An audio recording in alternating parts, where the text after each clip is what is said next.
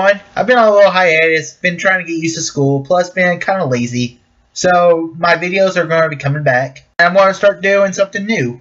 I'm going to talk about two of my favorite shows on TV right now, The Flash and Arrow. A full video about each show. Since there's two shows on, both Arrow and Flash, on a week. One comes out on Tuesday, the other comes out on Wednesday. I'll review both episodes in the same video. So expect this week by week. This is one of my favorite shows on TV right now. So, without enough introductions, let's talk about the latest episode of Flash.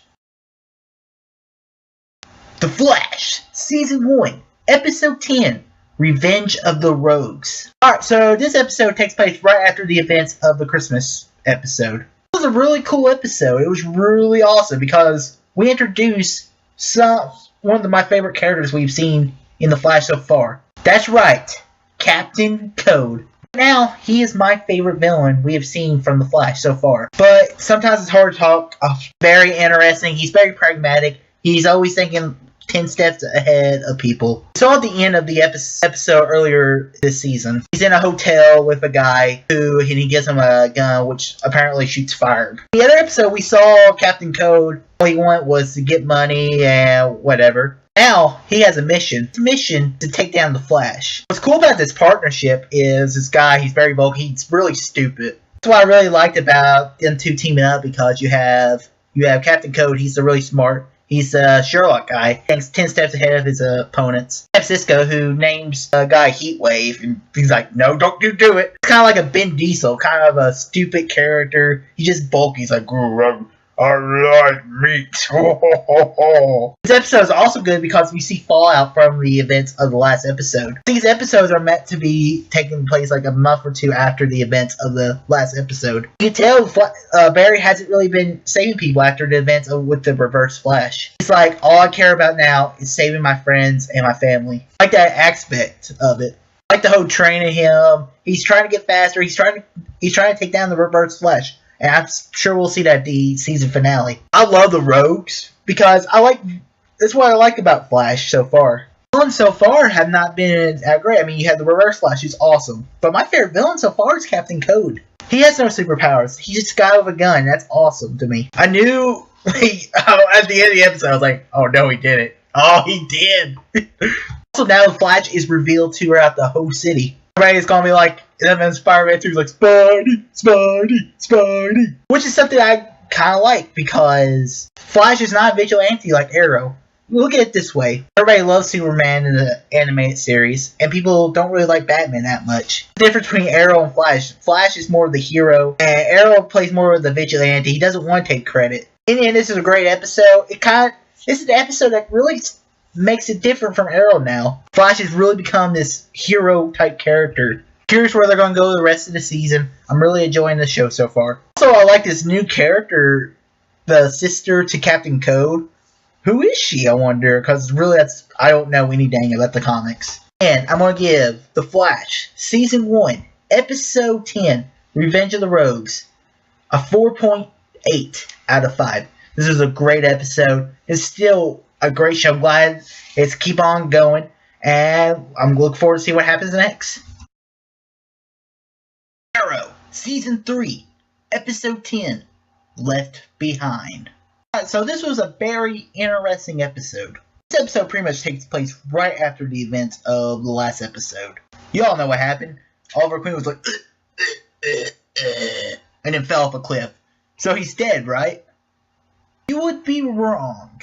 Really, what I've heard is these next 3 episodes of Arrow, it's not going to even be about Oliver Queen. I saw an interview of the producer. He said they're doing a trilogy, 3 episodes. A guy called Brick. He's forming all the gangs, all the criminals that Oliver and them have put away since the end of last season till now. Now he's got a little army, and he's gonna take over the Glades. I really like the guy who's playing him. He's a bald head guy. He's a full badass. The first time you see him, he hands one of his former crew a gun, and he says, "Shoot me, and if you kill me, you can walk away." He shoots him, and then he just gets shot in the arm, and then he just freaking punches him out of control, and I was like, okay, this guy's kind of a badass. And also we have fallout from Oliver not returning right away. Because us as the viewers, we pretty much know Oliver Queen's not going to die. Because the show is about Oliver Queen. But the characters don't know that, so it's kind of interesting to see them kind of fall apart. They're all so emotional, they can't really do anything. All they can do is just continue doing their job. And Felicity, she's quits, and you see the emotion behind it. She really does love Oliver. She's like, I can't do this anymore. Screw you, I'm done. She's like, there is no Team Arrow without Arrow. So I was expecting her to completely join with Ray Palmer and for him to become the Atom. That didn't happen, but give it time. We have Ray Palmer, he's building the Atom suit. This is kind of reminding me of Iron Man. He's like putting up the gloves and he's getting all the mechanism ready for his suit. Really reminded me a lot of Iron Man.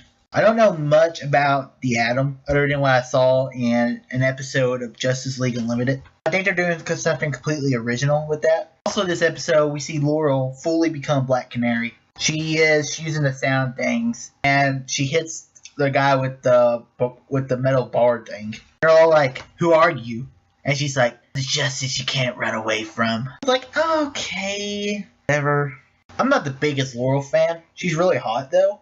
I'm curious if we're going to see Wildcat in his Wildcat suit. Because an army, how you fight an army? Get the troops.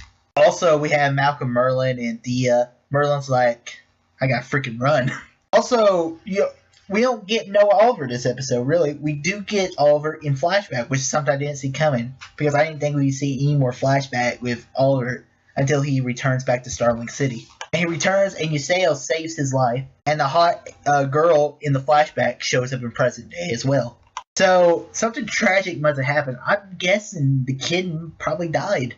That's just my guessing on top of my head, so that's my thinking. In an alright episode, it's good to see Arrow back. I kind of prefer the Flash episode, but the action was good. I like the turmoil of Team Arrow facing Oliver's death together. I wasn't crazy about Laurel becoming Black Canary this episode. Hopefully it's better next week, but yeah. I'm going to give Arrow Season 3, Episode 10, Left Behind, a 4 out of 5. It was a decent episode. I'm looking forward to the rest of the season. I'm glad to see Arrow's finally back. Have you seen Flash and Arrow? And what are y'all's thoughts about it? And which episode do you prefer?